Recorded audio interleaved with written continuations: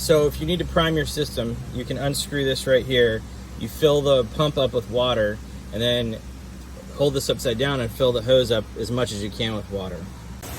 So on the AR45, same thing. The fill line that goes to your proportioner or your water tank, however you're doing it, you would unscrew this, you would fill the pump up with water, you would hold that upside down, you would fill the hose up as much as you can with water, screw it back down, then start the pump. That should be enough water to prime itself, and it'll pull the rest of the water out. It could take you 5 to 10 minutes to work all the air out of all of the lines, and then you'll have to start, priming your SH system and priming your soap system as well. Those are usually easier once you've got the water primed.